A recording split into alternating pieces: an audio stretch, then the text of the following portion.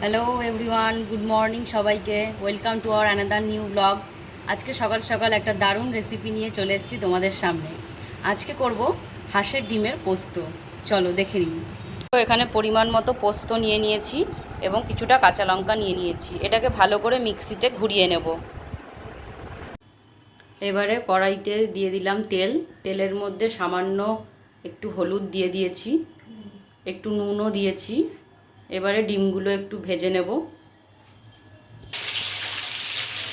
ডিমগুলো ভেজে নেব ভালো করে, হালকা করে।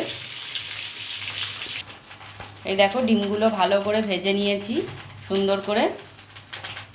সব ভাজা হয়ে গেছে। এবারে তেলের মধ্যে পেঁয়াজটা দিয়ে দিচ্ছি। পেঁয়াজগুলো এরকম স্লাইস করে কেটে নিয়েছি। এবারে পেঁয়াজগুলোকে ভেজে নেব। এর মধ্যে অল্প পরিমাণে হলুদ আর অল্প পরিমাণে দিয়ে দেবো নুন। তাহলে পেঁয়াজটা নরম হবে, নরম হয়ে বেশ ভাজা ভাজা হবে সুন্দর।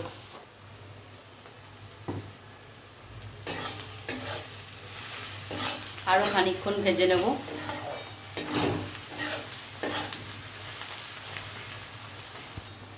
এই রেসিপিটায় আদা, রসুন এবং টমেটো কিছুই লাগবে না, শুধু পেঁয়াজ দিলেই হবে। দেখো, পেঁয়াজটা ভালো করে ভাজা হয়ে গেছে। এবারে দিয়ে দেব পোস্ত বাটাটা। পোস্ত আর কাঁচা লঙ্কা যেটা বেটে রেখেছিলাম সেটা দিয়ে দেব। সামান্য পরিমাণে একটু জলও অ্যাড করে নিলাম, বুঝতেই পারছো, একদম সামান্য পরিমাণে। এবারে পোস্তটাকে একটু ভালো করে নাড়াচাড়া করব খানিকক্ষণ। খুব বেশিক্ষণ না, 1-2 মিনিটের জন্য। এরপরে একটুখানি দিয়ে দেবো 1 চামচ চিনি।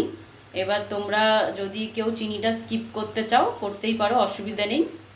আমরা চিনিটা অ্যাড করলাম। খানিকক্ষণ এবার থাকবে। দেখো, পোস্তটা ভাজা ভাজা হয়ে গেছে। এবারে ডিমগুলো দিয়ে দেবো।